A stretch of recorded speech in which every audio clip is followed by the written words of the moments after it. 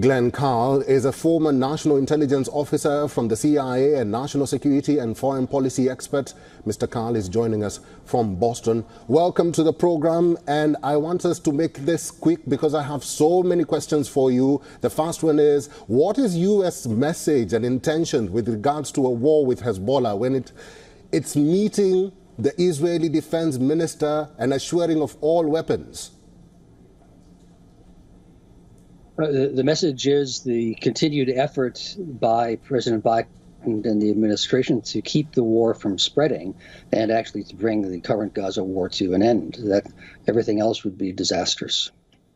Well, Prime Minister Netanyahu is putting an adamant face even when he has to deal with the threat of Israel's borders. How will he manage a war with Lebanon if the Hezbollah threat explodes or even escalates? Well, his tradition on the far right of the Israeli political spectrum has been pretty Cold Warrior hardcore. One of his predecessors invaded Lebanon in 1982. Netanyahu found this a wise position to take. Similarly with Gaza, he invaded Gaza after Hamas's attack.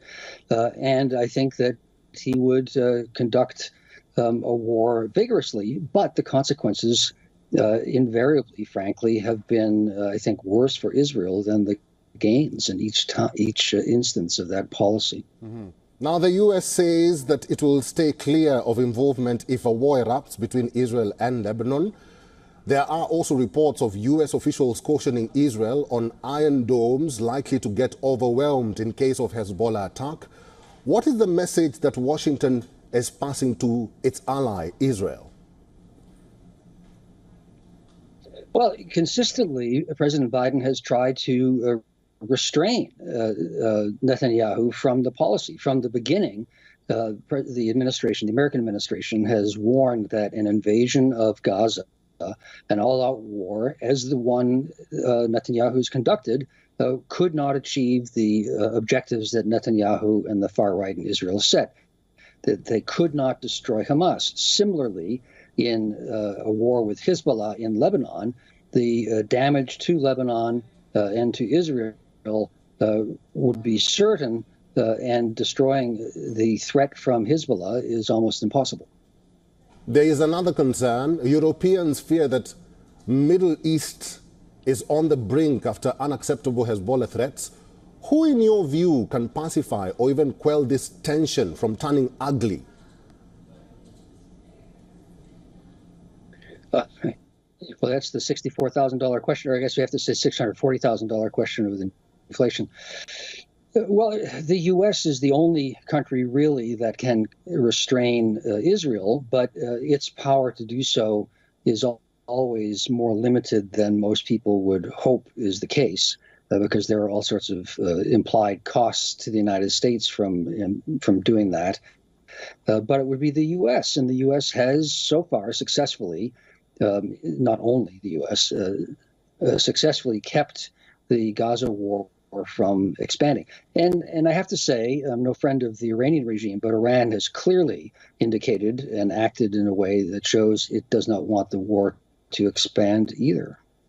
And talking about Iran, do you see a possibility of Iran itself getting drawn directly, given the situation as it is unfolding currently?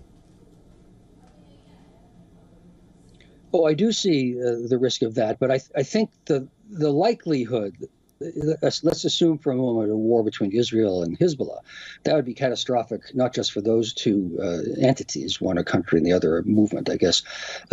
But the United States has said that it will not become involved.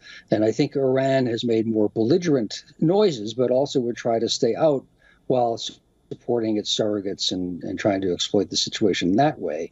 But the risks of it extending are always real. Had any of Iran's missiles succeeded a month or two ago in striking Israel, then we would be living in a different world now. I think Iran was happy that they didn't, but it only takes one. All right, it only takes one. Glenn Carl is a former national intelligence officer from the CIA and also national security and foreign policy expert. Mr. Carl, thank you for talking to us today. Anytime. For all the latest news, download the WION app and subscribe to our YouTube channel.